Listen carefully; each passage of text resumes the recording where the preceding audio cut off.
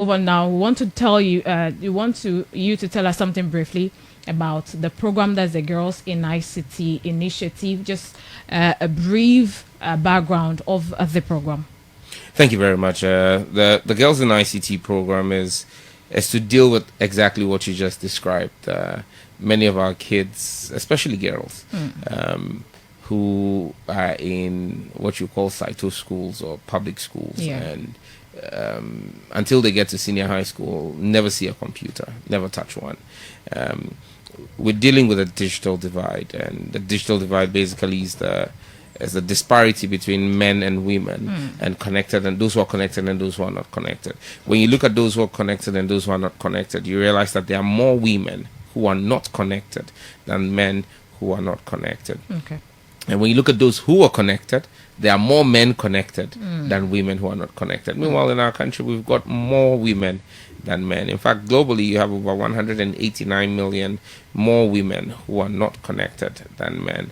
And that's the reason why we need to work on this. We need to fix this. This digital gap has to be closed.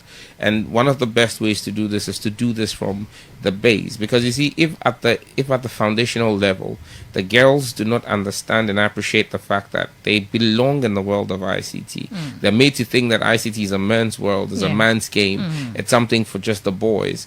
Then you realize that many of them do not build the critical interest that they need to have in the program. And that's the more reason why we started the Girls in ICT program in 2012 under President Mahama's, John Evans Atta Mills and President Mahama's first term. Honorable Haruna Idrisu was the minister who piloted it in 2012. Omani Boama took over from 2013 till 2016. Esther Usu from 2017 to 2024. And this is the first year of Sam George's minister. And we're running a program. This year we're training 3,000 girls. Okay. 1,000 in 3 different regions. So the Volta region, Upper East and Upper West region. Okay. Not just the girls, but also their teachers. And this allows us to give these girls first-hand knowledge and first-hand skills with the computers. I was in the region about 2 weeks ago during the training program.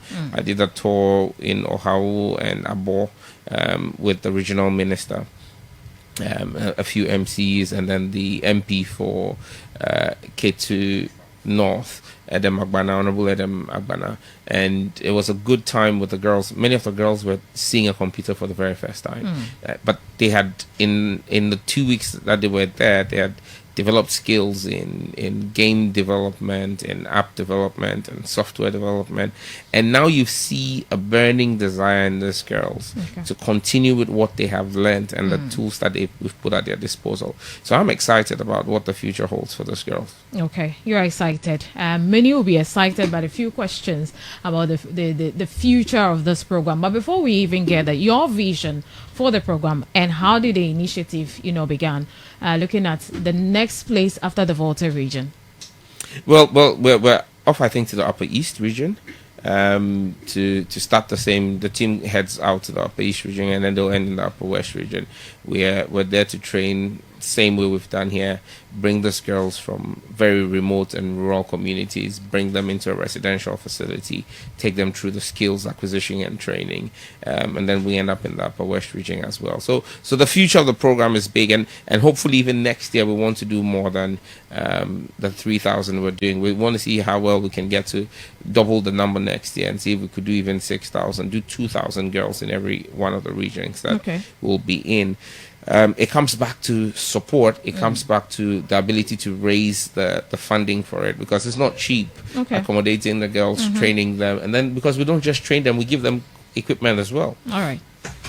Most of the schools that we get these girls from, we go back and set up ICT labs there, so that you've not just trained the 1 or 2 or 4 girls from the school and then that's it.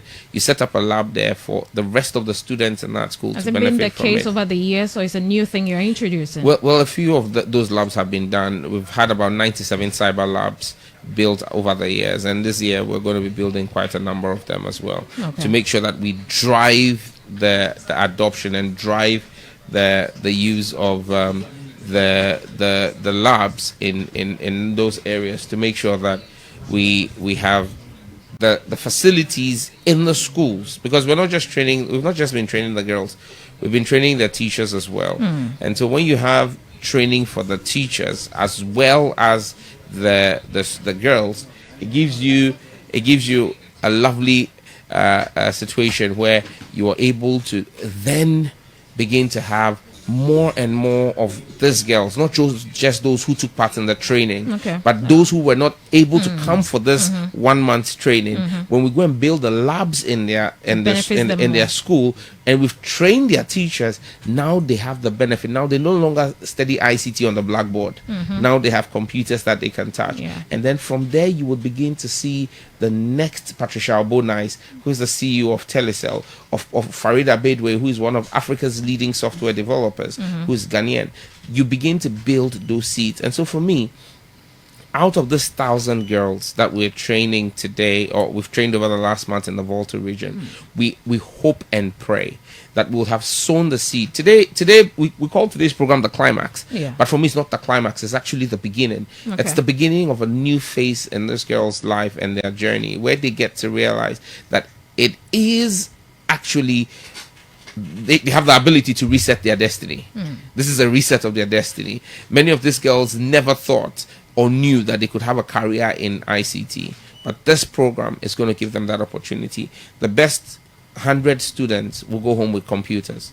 The top 3 will go home with cash prizes as motivation, and we're going to set up ICT labs in their schools as well. So it's a holistic process. The schools, and the question is: it every school that benefited in the program or selected schools? Well, we would have loved to do in every single school, but I mean, we've pulled these girls from quite a number of schools. Over 50 schools in the region have been pulled in. We won't be able to build in all the 50 schools, but the beauty of it is that some of the schools are close by. So what you do is you build in one location, and it serves a cluster of schools. So maybe there are about 4 or 5 schools in a community or in a surrounding area. Once you build a central lab, it serves as a community ICT lab that all of them can use the facility in. So after building, you're going to equip it with computers, laptops? Absolutely. That's what GIFEC is doing. I mean, we're using the Universal Access Fund, GIFEC, the Ghana Investment Fund for Electronic Communication, to drive this initiative and make sure that we're able to take technology and the digital revolution to the doorsteps of every girl. And I mean, this is not without prejudice to the boys. I mean, yes, people have been asking me, what about the boys and all of that, but look, we have initiatives that also benefit the young men, and when we build ICT labs, everybody's going to benefit from it, because in a school, when a lab is built, it's not just the girls who go to the lab, the boys and the girls go to the lab as well. But like I said, we need to close the gap. There's that disparity today between girls and boys in ICT. So we had a mentorship program yesterday, and someone who asked, we brought women, or we drawn them from academia, from the telecommunication and some other industries. They came to talk to the girls, and the girls picked a few things from their questions. Opportunities were given to them to ask questions, and it was a beautiful thing. Does it end there? What next for these girls? How often are these women going to engage these girls? So yesterday's mentorship program was to show the young girls of the Volta region that from within this region, and we're very intentional about it, the mentors we brought are people from the region. We didn't bring mentors from outside the region. We made sure that they realized that it's possible for them to reset their future, because it's happened in the lives of other women, and so that acts as an inspiration to them. Now, the mentorship program ended yesterday, but the mentorship journey has only just begun yesterday, because then they're able, what we do is we do this kinds of marchings with the mentors, with our top girls, to ensure that their lives are, their mentors are embedded in their lives, and follow up with them to ensure that even as they begin to make career decisions, these are girls in junior high school, many of them, as they begin to choose the courses that they will be seating and what they will do in senior high school, these mentors are going to guide them along the way and say, look, you're good in science, you're good in maths, we think you should be a science student. Because most times they just push the girls into general arts and the humanities and home economics and all of that. Meanwhile, the girl is fantastic when it comes to science and maths, and she can actually excel in ICT. And so that's where the mentorship program drives them to, because these mentors are embedded in the lives of the girls and help them make some of these critical decisions. So let's look at the target for the year 2025, if there is any. for the program? Well, we're doing 3,000 girls. 3,000 girls in 3 regions. Like I said, Volta region, Upper East and Upper West. This is the first of the 3. So we're moving, the team is going to move in a few weeks to the Upper East region and then the Upper West region. And so the target is to do 3,000, about 3,000 students, 300 teachers, and to touch at least 100 schools with our labs, with our cyber labs. Okay, and now let's look at, I'm sure whenever we are organizing such things, we encounter some challenges. And so the future for the program is what many people are looking at, believing that you had people coming in, partners investing into this program. So what is the future? Is the question people are asking. So what are some of the challenges? Someone would say the remaining challenges in achieving the digital inclusion for girls. Well, funding is a big part of our major challenge. And let me use the opportunity to say thank you to the likes of ATC, American Tower Companies, the likes of MTN, who have supported us and funded part of this year's program. And they've been with us along the years, from when Honorable Haruna Idrisu started this program through Amani and then Ursula. And so it's something that we're reaching out to more corporate entities, more corporate companies in Ghana should contribute their quota. I mean, you could write us a check of 2 million, 5 million Ghana cedis to be able to train a few of these girls. Like I said, next year we want to do 2,000 in each region that we go to. Next year we want to move from 3,000 to 6,000.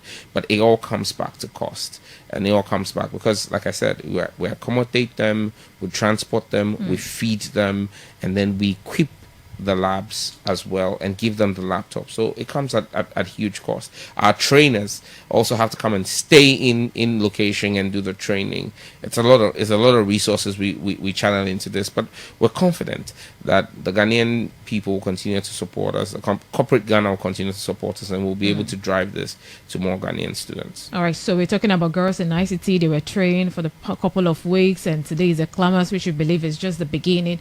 What are the various areas or modules that these girls were training?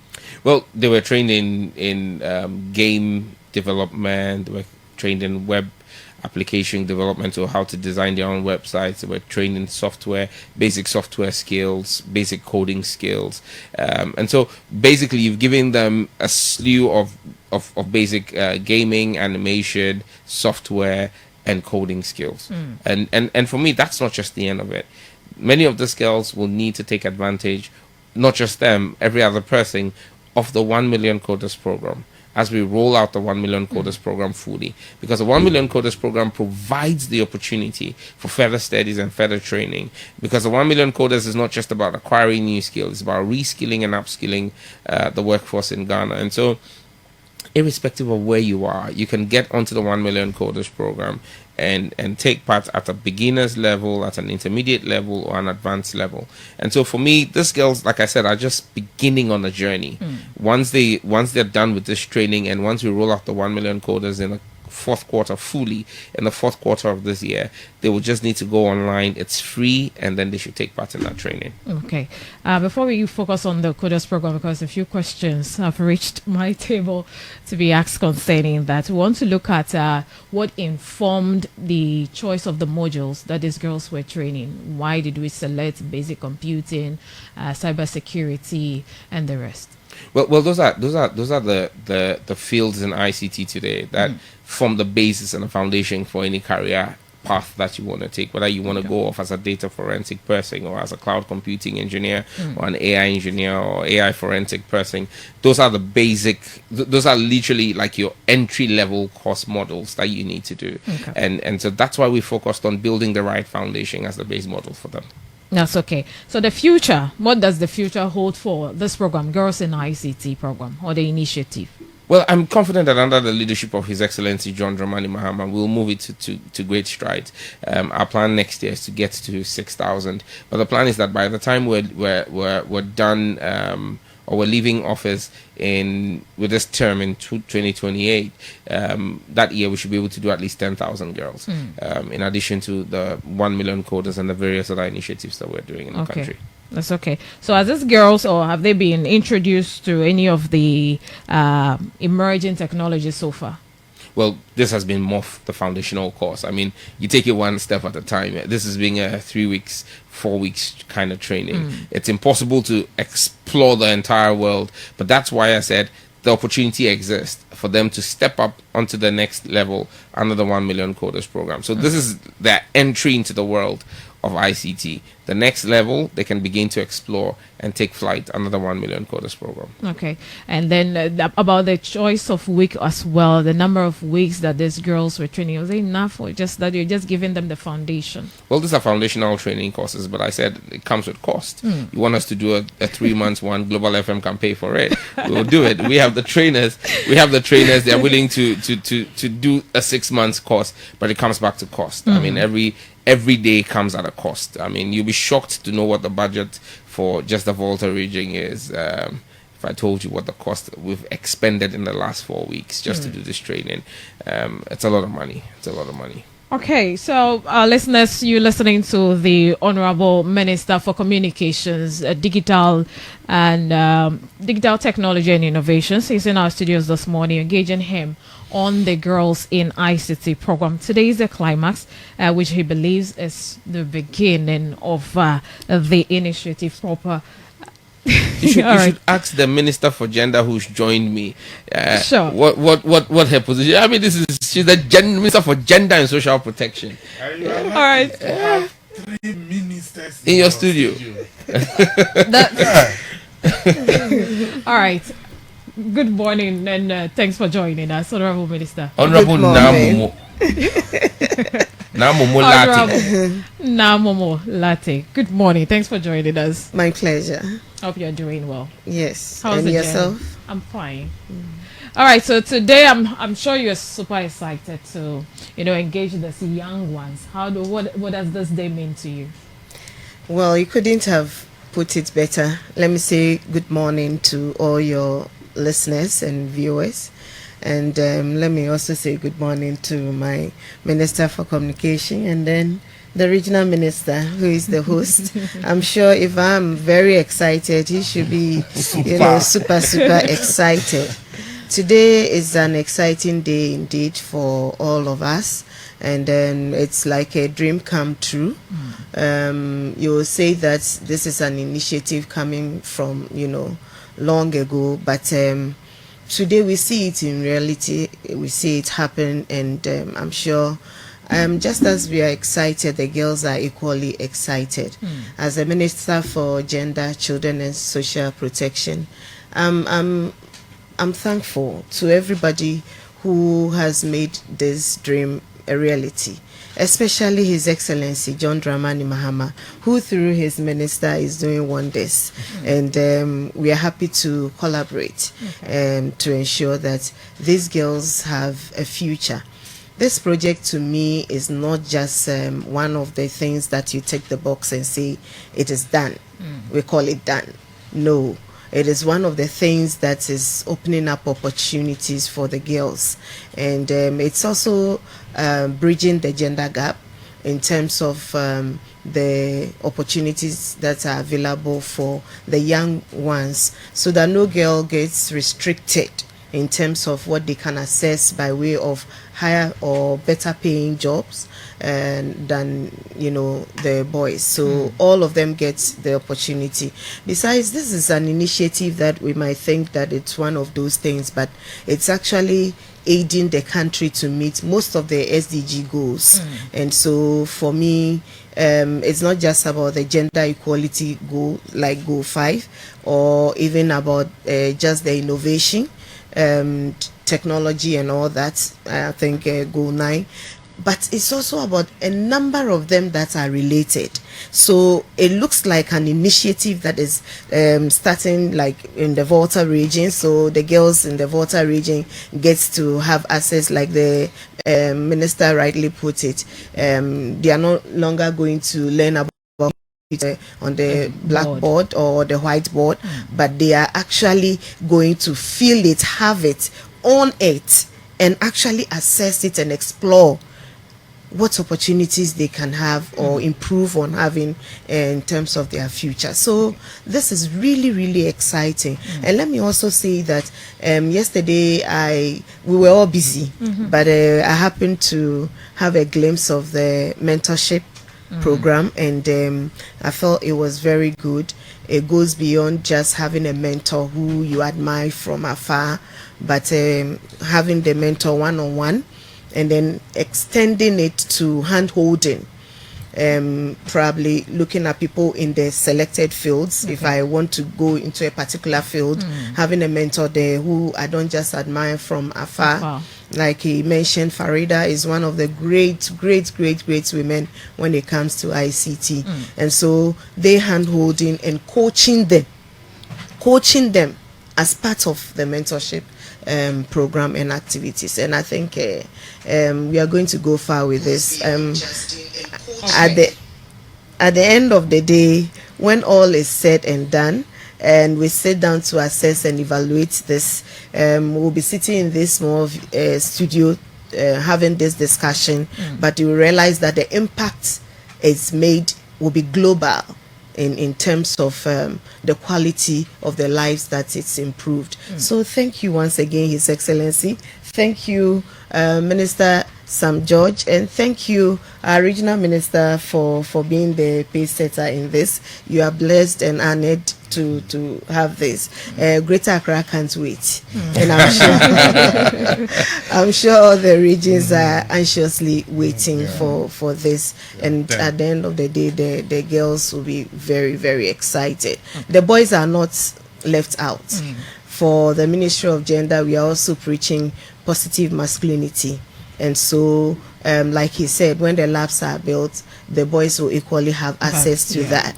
But currently, we know that the gap that exists puts the boys at an advantage over the girls. And so that is what the program also seeks to bridge. Okay. You made mention of this is not just going to be one of those programs, giving the media hype. Because people are saying that this thing is nothing, it's just the hype, you're not going to see the impact. So tell us the impact from where you sit, how this is going to bring the meaningful impact into the life of these young girls. Thank you very much. When we talk of gender equality, most people think that as we globalize, the issues of gender equality don't exist anymore. But the many barriers that exist for girls, you see, when we are talking about these things, we look at the cities, but we don't look at the rural areas where girls still have to sacrifice for the boys to have an advantage to go to school. And so it's a big thing. It's not just about hyping it. I don't know where anyone will come from, but when you are investing with such intentionality, huge investment into the lives of these girls, then you are building a future with something in mind. And that agenda is not just resetting, but resetting to ensure that the girls' future is way much improved than if this intervention is not introduced. And so I would say that it is not just a hype. If it was a hype, I don't want to add any political tweak to this thing, but if it was just a hype, maybe we would be sitting somewhere and partying. But if you look at how intense the program has been, and even bringing people from very busy schedules, the mentors that were introduced from yesterday, what I watched yesterday, and they coming to engage the girls, they feel like, this is attainable. So I have seen somebody come from my region, from amongst us, getting to this level. I can equally get to that height or even higher. And so it's not just hyping the program. And it is my belief, anyone who sits somewhere and wish it was just a hype, I wish that they channel that energy into coming on board to collaborate and see what innovation, what additional energy we can add to the program to see it succeed, because the investment is just too huge to go to waste. All right. And I don't think that His Excellency or the minister or any of us have the intention of seeing it go to waste. Okay. We'll protect the investment with everything we hold dear. Final one before I engage the Volta regional minister will be monitoring. Will you be monitoring together with the communications ministry? Will you be doing it together, or will you be doing your own thing, making sure that these girls, don't underperform, but they build upon what they have learned? We're going to do this together because it's a collaborative effort. Obviously, the Ministry of Communication is championing it, but the issues around girls in ICT is a huge thing for the Ministry of Gender, and we don't intend to leave them alone to, navigate the path through this storm. But we're going to do it together. It's not going to be easy, that we acknowledge, because everything you want to succeed comes with some amount of sacrifice, and that we are prepared to go that long haul with the Ministry of Communication to ensure that this thing succeeds. Thank you, Honorable Minister for Gender, Honorable Agnes Na Momolate. At down to the regional. Okay, let me add the title. Let me address you proper. Honorable Dr. Agnes Na Momolate. Yes, it's not easy. All right, so thank you so much for being a part of the conversation. And we'll move to the regional minister, Honorable James Gunu, the father of the region, and he's the one here receiving the visitors. Yesterday we were part of the program, and you saw how everything was. You were part of the minister when he taught some, of the training centers. What do you have to tell the people of the Volta region concerning this program? Yeah, thank you very much. Let me first of all thank the two honorable ministers here. In fact, I don't know the last time you had 3 ministers in your studios. All right, so it's God the Father, the Son, and the Holy Spirit. 2 sector ministers, very important key sectors of our, country, here in your studios. And also thank the good people of the region for their cooperation. In fact, the exercise has been a very interesting one, very successful. Today we are coming together to celebrate this great achievement, and girls are very happy. Yesterday we were all at the mentorship program, and we saw the energy, the passion, the desire for these girls to achieve excellence in ICT. And as stated by the minister, this is just the foundation. And if the foundation is solid, you can build on it and go higher and higher in the space of ICT, which is driving economics, employment, and everything now in the world. So we in the region and at the Volta Regional Coordinating Council, we want to thank His Excellency the President of the Republic of Ghana for this initiative, and getting thousands of our girls to benefit from this particular program is a very great achievement, and we believe that these girls will go back to their schools and also serve as mentors, for their peers, and carry them along so that together we can develop this region and the country at large. So the Honorable Minister is welcome to the region, the 2 ministers. In actual fact, the region is not a new place for them. Honorable Sam George indicated that his dear wife is from the region, and maybe I just have to say this one. I just have to say, I know her husband is also from this region, so they are not new to the region. They are welcome home to the oxygen region, and especially to the oxygen city. So it's going to be a great celebration this morning at the University of Health and Allied Sciences, and we want to use this opportunity to urge the girls and not to end it here. They must be very serious, because a great investment has gone into this particular training, and we believe that they're going to make us proud. Sure. Thank you, Honorable Regional Minister James Gono there. Now back to the man of the moment, Honorable Minister Samuel Nate George. We want to now have a few things around the CODES, that's the 1 million CODES project. Like I said, we had a few questions earlier to be asked, especially why Volta region was, not part of the pilot project. A few people are asking directly why didn't you add the Volta region? Is there any? Well, this is not a pilot cannot happen everywhere, but we run the pilot using our existing infrastructure and at Kofi Annan, because Kofi Annan ICT Center of Excellence is the lead agency on the 1 million coders.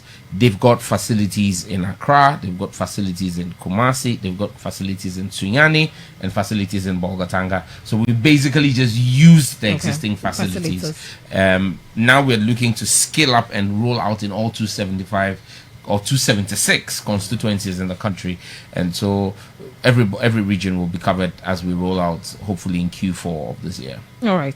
And then the revamping of the whole digital center, it says that why Volta region was excluded.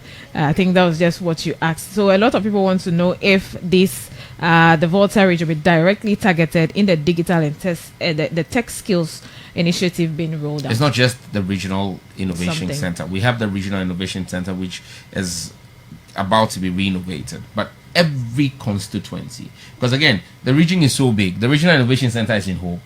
You cannot ask someone to come from Aplau to Ho every day for the training. That makes no sense. And so what we're doing is, in every one of the 276 constituencies, we will have a training center. We have enhanced community information centers, ECICs, in every constituency. In some constituencies we don't have, but we're working with the MPs to identify locations. In fact, in some constituencies we'll have more than one center, because when you look at the spread of the constituency and the size of the constituency, take for example Ketu South, the sheer size, Ablaji Fagomashi's constituency.